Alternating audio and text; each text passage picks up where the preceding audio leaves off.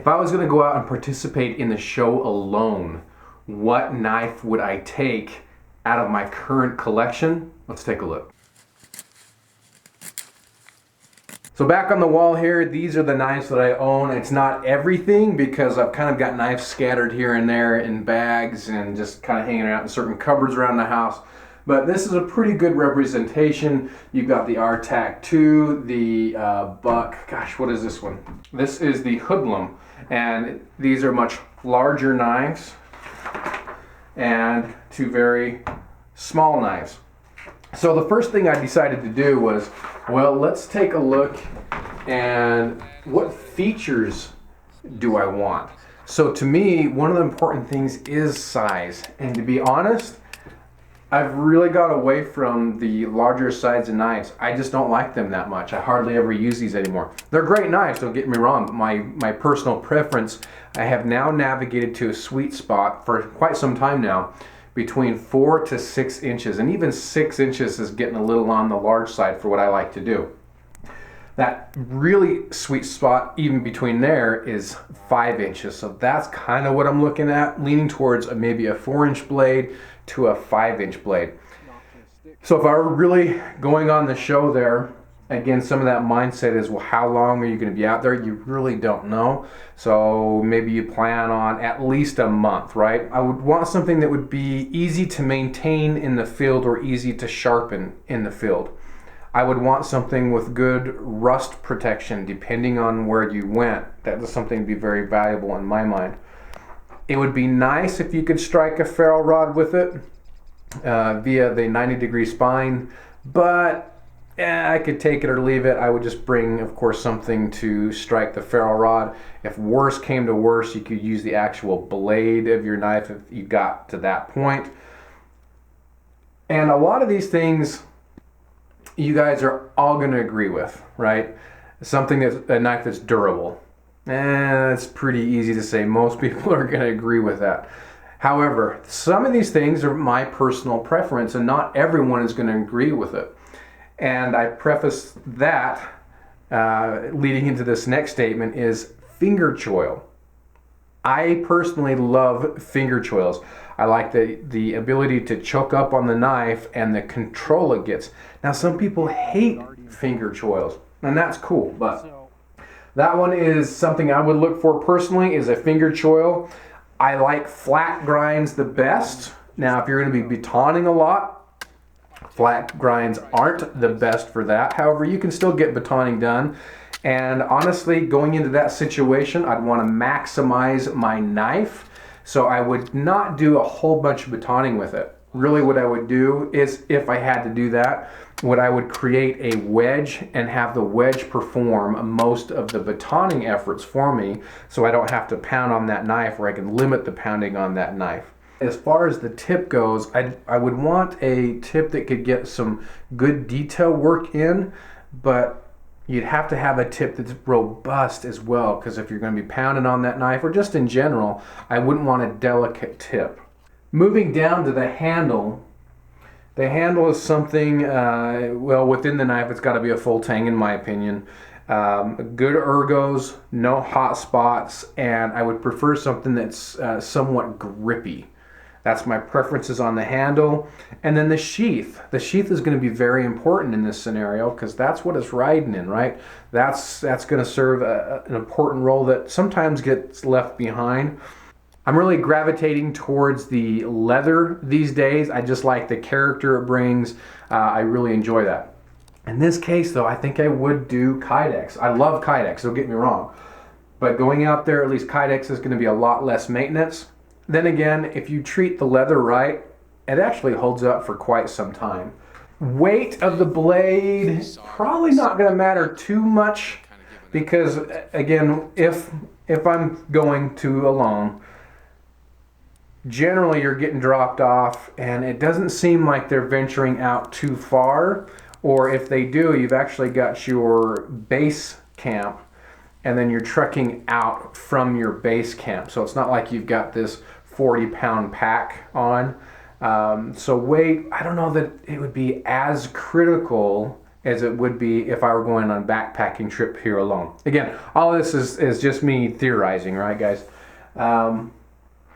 So with that said, where does that put me? Well, that certainly eliminates a lot of these knives, at least in this top corner right here. We've got 7 inches. We've got this big Artac 2. No, not going to take those. You know, one option, the Mora. The Mora, which one is this one? I can't remember what this one is called right now. I forget all the names of these things. This one is not a full tang. This doesn't have a finger choil on this one, but because you've got this finger groove up top, and it really does get you pretty close to the edge of that blade, and the edge of that blade comes back so far on the handle that I do get a lot of control, especially doing feather sticks, those type of things. Again, you know, what are you thinking as far as what you're going to be doing? A lot of trap making, maybe. Gutting fish. So what works well that way? Now I can say 4 to 5 inches gutting fish. I have gutted fish with the butt punk, actually. That's a 5-inch blade. It wasn't my favorite thing to do. It certainly can be done, but using a large blade like that, I prefer to use a smaller blade. But again, you got to look at all the tasks that you think you'll be employing this blade and start making a decision. Here's one that I really, really like. It's the Tops Scandi Trekker. Really like that blade. But for me, going out there, too small. Be great for gutting fish, but overall, with all the tasks, probably too small. So what I'm thinking of is carbon steel, which many of you say, well, if you want it not to rust, maybe that's not a good choice. But carbon steel, as long as you've got a good coating on it and a protectant on it, there will be some maintenance on that for sure. But if you've got something to sharpen on and it's just that blade portion that is exposed, then you're going to be taking off and maintaining that edge a lot. So it's more, well, here might be a good option, right? The SE4, that might be a really good option. Sorry, my lighting in here is not. I'll try this, see if you can get some better light on the knife. SE4 there. What do I like about that? Well, it's got 4 inches. You've got your finger choil that you can really choke up on. Micarta handles. I really like micarta handles. So that's probably in the top running. Oh man, I'll tell you, this blade, this is the Bradford Guardian 4 knife. Again, this one, where you naturally kind of put your finger, you're up close to that blade. This has a nice rounded handle scales with this one. However, these specific handle scales, what I would do is get the micarta handle scales and then go out with this. And I love the shape of this blade too. That kind of a leaf shape drop point blade there. Flat ground. What else are we looking at that could be a contender? Ooh, this is another really good one. Again, guys, I don't have all my knives down here, so I'm just kind of grabbing these as I go. This is the BHK Highlander. Broomstick handle. A lot of guys don't like that. I understand why. I do like it. It's very, very ergonomic. This is, if memory serves correct, 01 tool steel. And at least from what I've used, this is blued. It's been really good with the elements. A little harder to sharpen, so maybe in-field use if you're going to be out there 1, 2, 3 months. Maybe not on that one with the 01 tool steel. I do like 01 tool steel, but I'm thinking field maintenance. Would this be the easiest one to sharpen? Again, I'm thinking if you don't have something to sharpen with, i.e. a stone, but you've actually got a rock that you found, some type of river rock, so it's not an ideal setup for sharpening. That's kind of what I'm thinking, worst case scenario there. Although I do love this dangler sheath. Oh man, I love that setup. Butt punk. This is a very high contender for me. You've got the 5160 carbon steel on this, and not just this knife, but other knives of my buddies.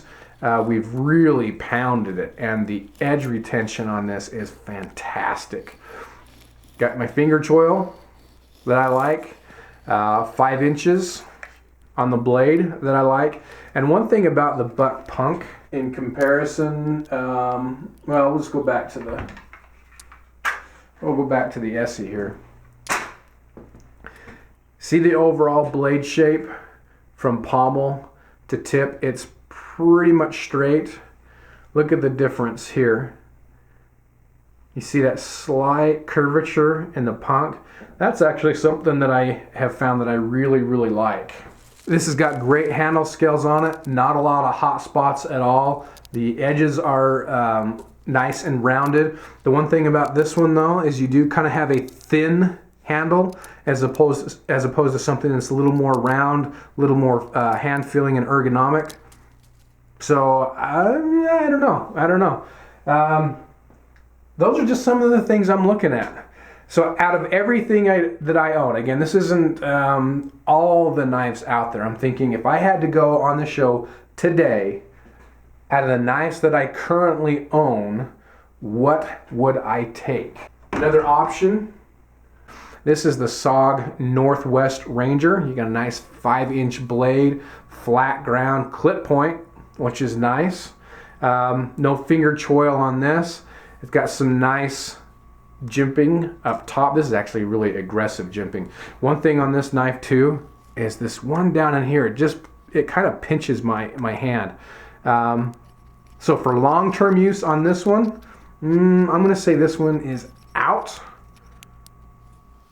This one is out. I want something a little bit more, not that this is bad ergonomics, but I would want something with better ergonomics.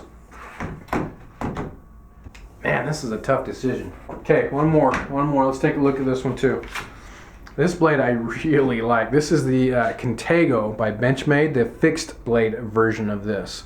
S30V steel on it. Takes a great edge. No finger choil on this one. I'm going out there for a long term. I don't think I would take this one. Again, for me, going back, this one doesn't have the finger choil on it. It's not, kind of like the SOG Northwest Ranger. The ergos on it are good. I like the ergos on this. That said, I've got better ergo setups.